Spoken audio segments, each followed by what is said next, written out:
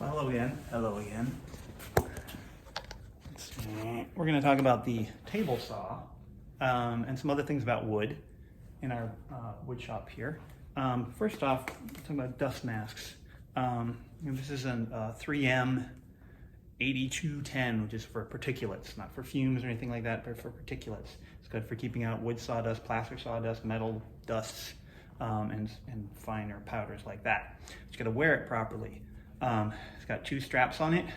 Take the first one, put it around the back of your neck, have the wire part, the bendy part on the top. Put your chin in there, put that part around the back of your neck, make it fit so it kind of fits your face. That'll help keep some of the dust out. Doesn't keep the hair out of your eyes, but keep dust out. Also remember safety glasses. You should have on your safety glasses. That should have side shields and be certified safety glasses. Also try to remove all jewelry, anything that's long or hanging down. Yeah. Pan down again. Let's look at the saw. Shirt tails tucked in. You got one of these things, kind of stick it in the back, out of the way. Make sure you don't have anything that's caught in the machinery. That's for all the equipment.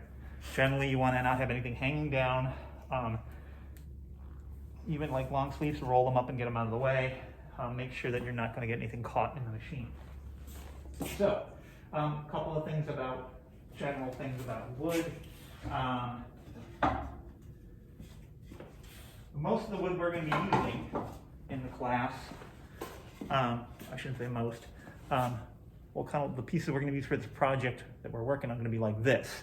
There's a pine. It used to be called the number 2, but I don't know what they're designating. I just go there and buy it now. Anyway, so it's relatively free of knots. Relatively free. Doesn't mean it doesn't have knots. Knots of our branches are going to be a harder piece of the wood. It has a grain that goes this way. When you cut with the grain, that's called ripping. When you cut across the grain, that's called cross-cutting. In the old days, you used to have different saws, and a cross-cut saw will have finer teeth, more teeth, smaller teeth, and a ripping saw will have larger teeth. A lot of times now we just work with combo type of situations. And a lot of times now we refer to possibly cross-cutting if the material doesn't have grain to it. A lot of modern materials are kind of man-made or kind of formulated materials. You might think about cross-cutting. Sometimes it won't matter where the grain is, it's the length. You're cutting across the length, and ripping would be with the length, kind of. So this is a solid piece of wood. Just for reference, because we have lots of different scraps and stuff, this is a piece of plywood, 3/4 inch plywood, that has layers of wood that have been glued layered together, and that helps keep it from warping as much. It also has plaster all over it. If you go to get a piece of scrap wood from our pile, sometimes it's got all kinds of stuff.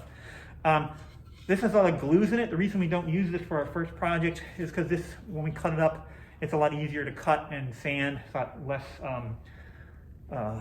wear and tear and clogging of the sanding belts and the blades and stuff like that. Plywood's really great for big sheets of stuff. Can be very good to use, especially for economical use of bigger sheets. That's mostly what you're going to come across. But anyway, so wood over there. Table saw. Zoom in a little. Show you some of the parts of the table saw. Have a guard here that protects it, and some dust collection that needs repair.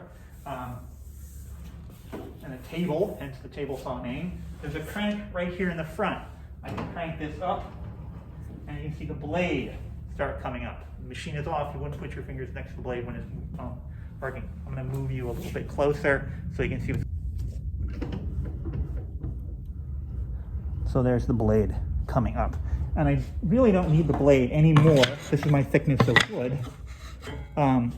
Any more than just over the top of that.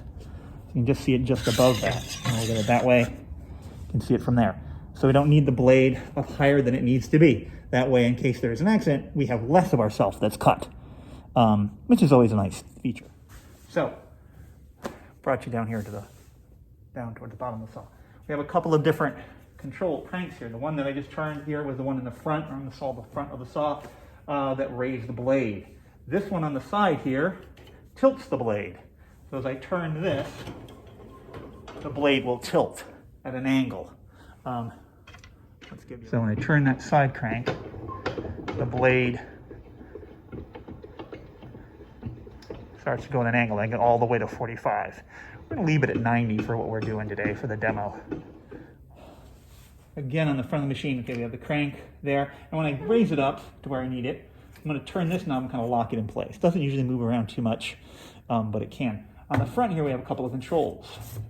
This box, this saw has it's a saw stop saw, so it has a mechanism inside, a computer inside of it. And what it's doing is that it's sensing a frequency through the blade. Not enough to shock you or anything, but enough to detect if it hits moisture. So there's a whole control system that, in case of an emergency, if your hand comes in contact with the blade, 3 things happen. Well, a bunch of stuff probably happens, but we'll say 3 things. 1, the motor shuts off. 2, a brake cartridge that's underneath the saw slams, or underneath the blade, releases and slams up into the blade and keeps it from moving. Just slams into it, brings it to an abrupt halt. And there's also a release mechanism where it drops the blade. There's a carriage in this whole thing, the whole carriage, and drops the blade below the table. So essentially it stops and disappears below the table when you set it off. But anyway, so to get the thing running, to get this thing started, turn this button on, and we get a green light with a flashing red light. Once the flashing red light is done, it's checking its email, it's doing, checking things out, diagnostic. Once we get a steady green light, we can pull this out, and the blade will move. While that power is on, that system is engaged. When it's not on, it's not engaged. Also, when it's coasting, you notice when I pull it out, push it in, it's still flashing. If I were to touch it now while this is flashing, it would engage the system and shut the saw off and drop the blade. Right now, it's not flashing. So if I reach up, nothing, it's not moving. I just touch the saw. You see that the red light comes on. It senses me touching it.